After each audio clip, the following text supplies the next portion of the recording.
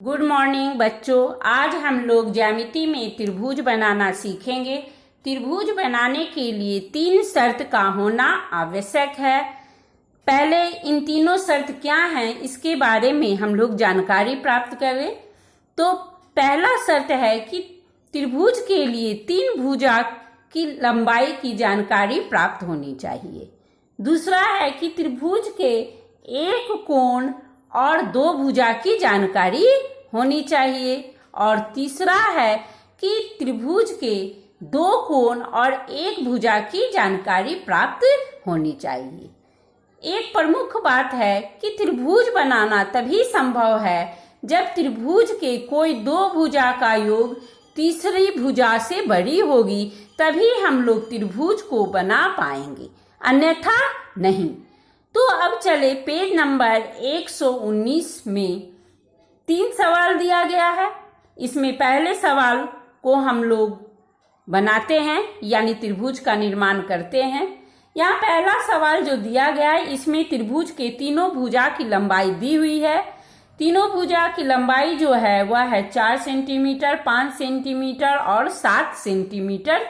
त्रिभुज के तीनों भुजा की लंबाई दी गई है।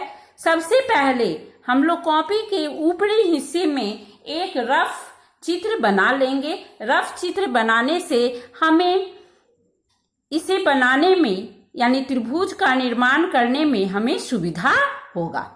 जैसे यह एक त्रिभुज बना लिए, इसमें तीनों भुजा जो दिया गया है वह भुजा की लंबाई को लिख लेंगे। यानी एक भुजा की लंबाई 7, दूसरा का 4 और तीसरा का 5। अब इसी को देखते हुए हम लोग त्रिभुज का निर्माण करेंगे। तो सब प्रश्न के अनुसार सबसे पहले हम लोग सरल रेखा को कॉपी के ऊपरी हिस्से में जो सरल रेखा की लंबाई दी गई है यानी जो भुजा की लंबाई दी गई है उस भुजा की लंबाई को हम लोग स्केल की सहायता से खींचेंगे। तो पहला भुजा जो है वह है 4 सेंटीमीटर, यानी 4 सेंटीमीटर हम 4 सेंटीमीटर का एक सरल रेखा स्केल और पेंसिल की सहायता से हम लोग खींचेंगे और जो सरल रेखा खींचेंगे उसके नीचे उसकी लंबाई को लिख देंगे। उसी प्रकार अब दूसरी सरल रेखा जो 5 सेंटीमीटर है उसको खींचेंगे। 5 सेंटीमीटर वाले सरल रेखा को खींच दिए, इसके नीचे 5 सेंटीमीटर लिख देंगे। तीसरी भुजा को खींचेंगे यानी तीसरी भुजा की जो लंबाई दी गई है वह है 7 सेंटीमीटर। 7 सेंटीमीटर हम 7 सेंटीमीटर को लेके हम एक सरल रेखा खींच दिए, इसकी लंबाई हो गई 7 सेंटीमीटर। अब यहाँ तीनों भुजा की लंबाई दी हुई है तो त्रिभुज का हम लोग रचना कर सकते हैं। तो कॉपी के बीच में हम एक लंबा लाइन खींचेंगे। कॉपी के बीच में हम एक लंबा लाइन खींचेंगे और वहां पर हम एक त्रिभुज का निर्माण करेंगे। तो यहाँ हम लंबा लाइन खींचते हैं। और बच्चों आप लोग ध्यान रखेंगे कि जब लाइन खींचेंगे तो पेंसिल को एकदम स्ट्रेट पकड़ेंगे, जैसे कि हम यहाँ पकड़ के सरल रेखा खींच रहे हैं। अब इस पर कोई एक बिंदु लेंगे और उस बिंदु का नाम हम लोग A, B, C कुछ भी अपने इच्छा अनुसार रख सकते हैं। यहाँ हम B इस बिंदु का नाम रखे हैं। अब स्केल और पेंसिल की सहायता से यहाँ त्रिभुज जो हम लोग रफ त्रिभुज बनाए हैं उस त्रिभुज को देखते हुए हम लोग त्रिभुज का निर्माण करेंगे। तो यहाँ नीचे हम लोग 7 सेंटीमीटर लिखे हैं, यानी आधार कितना है 7। तो 7 सेंटीमीटर वाले सरल रेखा को हम लोग मापेंगे और उसको मापकर जहाँ बिंदु लिए हैं बी बिंदु, उस बिंदु पर कंपास को रखकर हम चाप काटेंगे।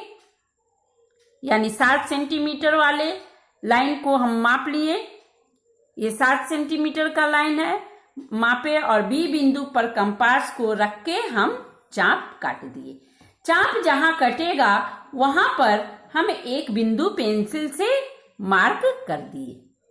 अब फिर दूसरी भुजा की लंबाई को मापेंगे, यानी रफ चित्र को हम लोग देखेंगे और रफ चित्र को देखते हुए हम लोग त्रिभुज बनाएंगे। यानी दूसरी भुजा क्या है, 4 है, तो 4 वाले सरल रेखा को हम लोग कंपास की सहायता से मापेंगे। तो चले 4 सेंटीमीटर वाले लाइन को मापते हैं, यानी सरल रेखा को मापते हैं। 4 वाले को माप लिए। अब 4 वाले को मापने के बाद हम लोग कंपास को कहाँ रखेंगे, बी बिंदु पर रखेंगे और एक लंबा चाप यानी बड़ा चाप काटेंगे। बच्चों आप लोग याद रखेंगे कि जब भी पहला चाप हम काटेंगे तो पहला चाप क्या होना चाहिए, बड़ा होना चाहिए। अब हम लोग तीसरी भुजा जो है यानी 5, ये तीसरी भुजा क्या है, 5 है, तो 5 सेंटीमीटर वाले सरल रेखा को अब हम लोग क्या करेंगे, मापेंगे। ये हम लोग माप लिए 5 सेंटीमीटर वाले सरल रेखा को। इसे हम यानी कंपास को हम लोग सी बिंदु यानी दूसरे बिंदु पर हम रखेंगे। इसका नाम आप लोग अपनी इच्छा अनुसार जो भी इच्छा हो नाम रख सकती हैं। हम यहाँ सी रखे, सी बिंदु पर कंपास को रख के और एक दूसरा चाप हम लोग काटेंगे। जहां कटेगा वहां पर हम बिंदु मार्क करेंगे। अब यहाँ 3 बिंदु मिल गया। अब इन तीनों बिंदु को स्केल की सहायता से इन तीनों बिंदु को मिलाते हुए एक हम त्रिभुज का निर्माण करेंगे। और जब भी हम लोग लाइन खींचेंगे यानी जब 2 बिंदु को मिलाएंगे तो जो लाइन खींचेंगे वह लाइन हमेशा लंबा होना चाहिए। ये दूसरे बिंदु को लेते हुए हम लोग लाइन खींच दिए यानी सरल रेखा खींच दिए। अब यह एक त्रिभुज बन गया और इस त्रिभुज का अब हम नाम लिखेंगे। यानी यहाँ A और ये B और ये C, यानी एक त्रिभुज का निर्माण हुआ जिसका नाम क्या है, ABC। तो अब हम आंसर लिखेंगे। आंसर में क्या लिखेंगे, आंसर में लिखेंगे कि ABC एक त्रिभुज, ABC एक त्रिभुज